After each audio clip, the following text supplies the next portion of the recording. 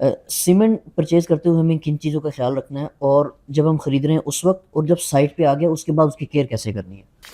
अच्छा, सीमेंट के लिए सबसे पहले तो आपने मेक श्योर करना है कि आप अच्छी कंपनी का ख़रीदें। और अच्छी कंपनी का फ़ायदा ये होता है कि उसमें 2 नंबर नहीं आता। ये अच्छी कंपनी का मतलब यही है। जो अच्छी कंपनीज़ हैं, नाम मैं नहीं ले रहा, लेकिन आपको पता होगा, आप मार्केट रिसर्च कर सकते हैं कि कौन-सी हैं। और उनका सीमेंट हमेशा ताज़ा आता है, ज़्यादा बिकता है, और क्वालिटी और क्वांटिटी दोनों में वो फ़र्क नहीं डालते। तो आप उन्हीं का ख़रीदें, आपको अल्टीमेटली उसमें फ़ायदा होगा। ऑल्दो उसकी प्राइस में हो सकता है कि आपको 40 से 50 रुपए शायद एक्स्ट्रा मिले, लेकिन आप ख़रीदें किसी अच्छी कंपनी का। एक तो ये चीज़ हो गई। दूसरा, जब आप ख़रीदने के लिए जाएँ तो 2-3 वेंडर से कम से कम रेट लें।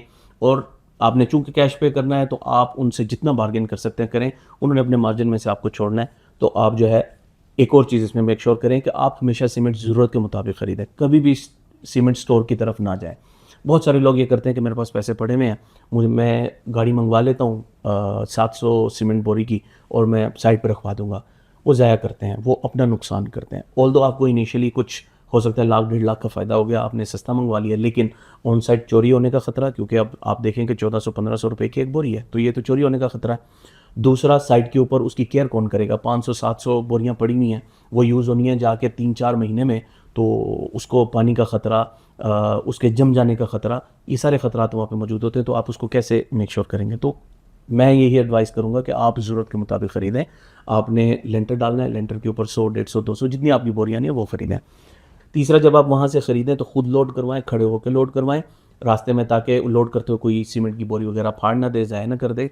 तीसरा ये कि जब आपकी साइट पे पहुँचे तो वहाँ पे भी आपका बंदा मेक श्योर करे कि जो क्वांटिटी, जो क्वालिटी, जो चीज़ खरीदी है वही साइट पे पहुँची है, और सही तरह, सही जगह पे प्लेटफ़ॉर्म के ऊपर रखी जा रही है, ताकि इस्तेमाल करने में और साइट पे पड़े होने में उसको कोई नुकसान ना हो। बहुत सारा सीमेंट ज़ाया हो जाता है सिर्फ़ इस वजह से कि लाके वहाँ पे किसी ऐसी जगह पे रख दिया जाता है या फेंक दिया जाता है, जो कि नीचे से बार-बार गीला होता है, तो नीचे वाली बोरियाँ तो ज़ाया।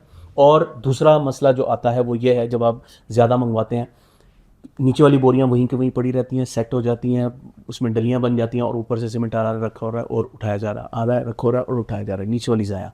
तो वो अच्छा खासा नुकसान होता है, कोई 8, 10, 15 हज़ार रुपए का नुकसान हो जाता है। तो इस चीज़ को भी मेक श्योर करें कि जितना सीमेंट आया वो सारा यूज़ हो, फिर नया आए, फिर सारा यूज़ हो, फिर नया आए।